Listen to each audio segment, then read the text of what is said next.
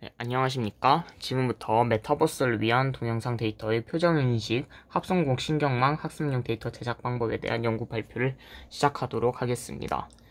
먼저 연구 동기와 목적에 대해서 설명을 해드리겠습니다. 여러분, 메타버스에 대해서 한 번쯤 들어보신 적이 있으실 겁니다. 오른쪽 사진은 마이크로소프트의 메타버스와 아바타에 관련한 사진입니다. 이처럼 메타버스에서 자신의 아바타로 상대방과 대화를 할 수 있습니다.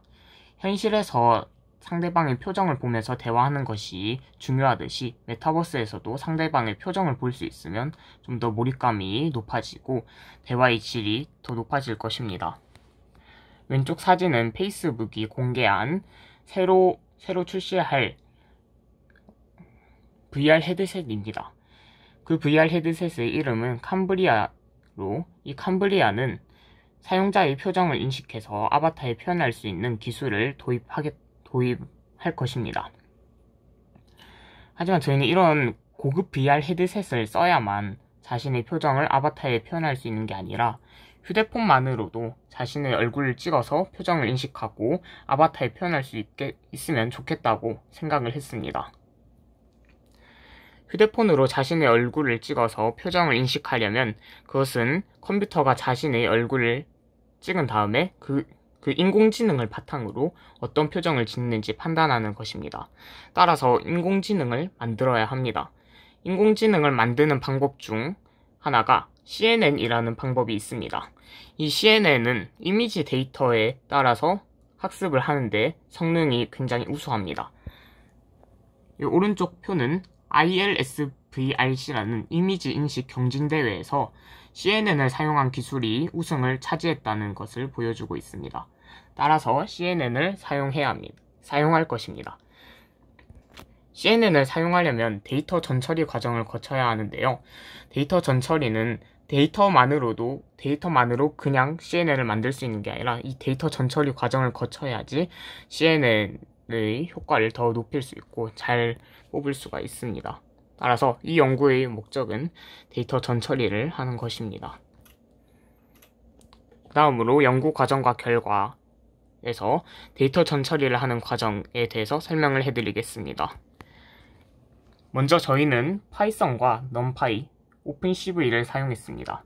파이썬은 프로그래밍 언어이고 넘파이는 파이썬에서 리스트를 조금 더 전문적으로 다루기 위해 사용했습니다. 그리고 오픈CV는 동영상에서 변환 작업을 거치기 위해서 사용했습니다.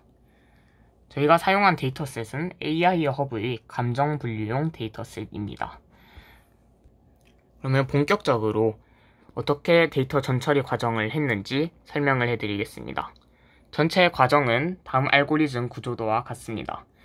먼저 이 데이터를 받아서 파이썬에 넣어서 처리를 하려면 그 파일 속의 데이터가 한 폴더 안에 있어야 합니다. 하지만 여기 사진을 보신다시피 이 감정분류용 데이터셋은 폴더 안에 폴더가 있고 그 폴더 안에 폴더가 있고 또 폴더 안에 이렇게 영상 파일이 나열되어 있습니다. 이 폴더 안에 있는 파일을 한 폴더로 옮기기 위해서 여러 가지 방법을 시도했는데 그중 윈도우의 파일 탐색기 검색 기능을 이용해서 한 폴더로 옮겼습니다. 한 폴더로 옮긴 다음에는 파일명을 불러와서 문장 번호 부분을 불러오는데요. 그 이유는 여기 파일명에 문장이 어떤 감정인지 문장 번호에 입력이 되어 있기 때문입니다. 여기 첫 번째 영상은 이렇게 생겼습니다. 000-001.m2ts로 생겼는데요. 앞의 세 자릿수는 사람 번호이고 뒤의 세 자릿수는 문장 번호입니다. 이 문장 번호는 50마다 감정이 바뀌어서 7개의 문장을 나타내고 있습니다. 그래서 이 문장 번호를 가져와야 합니다. 이 문장 번호를 가져오는 방법은 여기 문자열에서 4번째부터 7번째의 문자열을 가져옵니다. 그러면 여기 456번째에 해당하는 숫자가 가져올 수 있습니다. 그렇게 가져오면 001이라는 숫자가 되는데요. 이 001이라는 숫자는 앞에 00이 붙어 있어서 계속 판정을 할 수가 없습니다. 따라서 이 영역을 없애야 합니다. 그 과정에서 Lstrip이라는 것을 사용했습니다. 그리고 정수로 바꾼 다음 이렇게 대속 판정을 거치면 1에서 50까지 수가 나왔을 때는 표정을 행복이라고 해서 변수를 0이라고 지정하고 51부터 100까지는 표정을 놀람이라고 해서 변수를 1이라고 지정합니다. 이렇게 0부터 6까지 변수를 지정한 다음에 트레인과 테스트로 나눕니다. 트레인은 인공지능을 학습하기 위한 데이터이고, 테스트는 이 인공지능이 얼마나 잘 학습했는지 그것을 검증하기 위한 데이터입니다. 따라서 둘 다 만들어야 하는데요.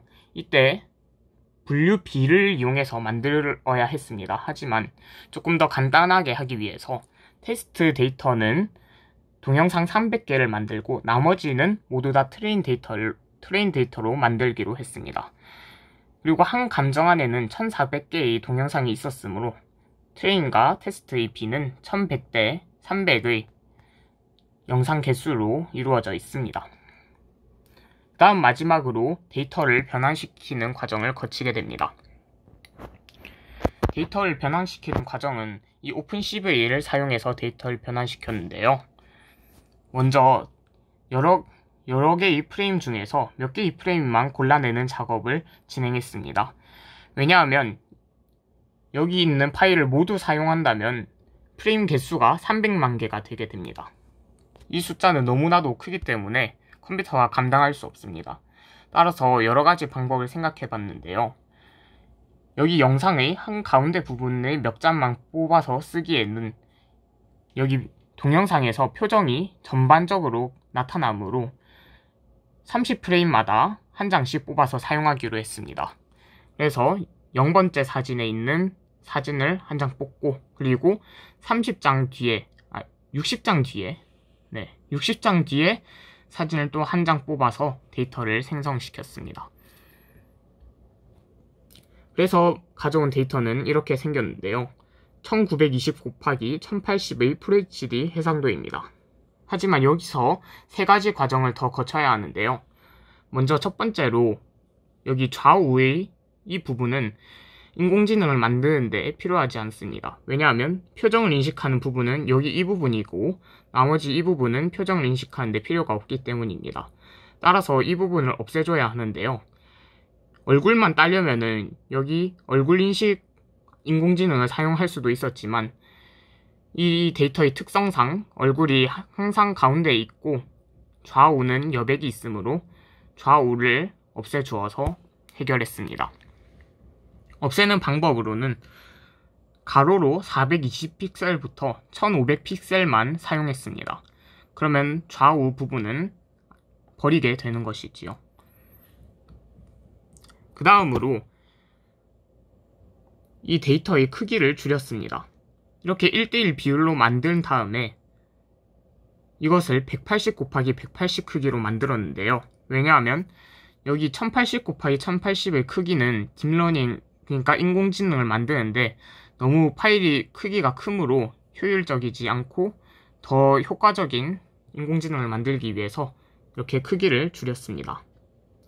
그 다음 마지막으로 값을 255로 나누었습니다.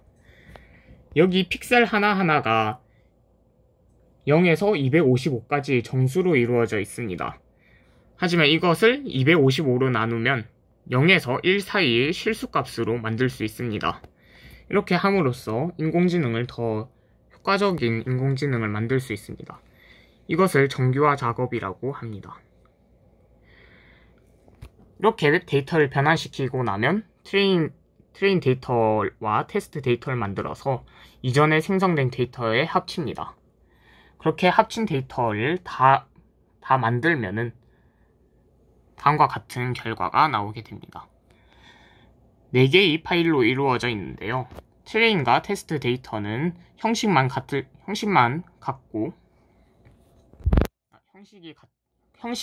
같고 그 개수가 다를 뿐입니다. 그래서 둘이는 똑같은 것이라고 생각하면 됩니다. 그리고 emotion.numpy 파일과 image.numpy 파일을 만들었습니다. emotion.numpy 파일은 이렇게 0000000 11111111 2222 그리고 마지막으로 66666 이렇게 이루어져 있는 숫자의 나열입니다. 0은 여기에서 행복을 뜻하고, 그리고 여기 1은 놀람을 뜻하고, 마지막으로 6은 슬픔을 뜻합니다. 이렇게 쭉 나열되어 있는 모습이고, image.numpy는 그에 대응하는 이미지가 있습니다. 그러니까 여기 이 이미지는 이 과정을 다 거친 이미지가 이렇게 나열되어 있습니다. 테스트도 마찬가지로 이렇게 다 나열되어 있습니다. 네, 이렇게 데이터 전처리 과정을 거칠 수 있었습니다. 그리고 이 데이터를 바탕으로 트레인 데이터를 학습시켜 보았습니다. 그 결과 표정인식 정확도가 94.35%가 나왔습니다. 이 수치는 이 데이터 전처리 과정이 정상적으로 이루어졌고 데이터가 잘 작동한다는 것을 보여줍니다. 한편 이 데이터를 만들기 위해서 컴퓨터를 24시간 45분 동안 돌려야 했는데요. 그래서 추후에는 이 데이터 전처리 과정을 조금 더 효율적으로 빠르게 하는 방법에 대해서 연구를 해보고 싶습니다. 이상으로 발표를 마치도록 하겠습니다. 네, 질문 있으신 분은 댓글에 달아주시고요. 영상 끝까지 시청해주셔서 감사합니다. 네, 이렇게 모의 발표를 해보았는데요. 네, 본 연구는 이번 여름방학 때 K수업에서 R&E 캠프에서 한 것입니다. 제가 맡은 부분은 다 설명을 해드렸는데요. 그런데 CNN 모델은 다루지 못해서 아쉬운 부분도 있습니다. 하지만 이렇게 많은 부분을 배울 수 있어서 정말 좋은 기회였고요. 그리고 네, 이거에 대해서 조언을 해주시고 도움을 주신 나병우 선생님께 정말 감사드리다는 말씀을 전해드립니다. 그리고 저는 굉장히 대사가 뭔가 깔끔하지 않는데요. 지금 이것도 여러 번 찍어서 나온 영상입니다.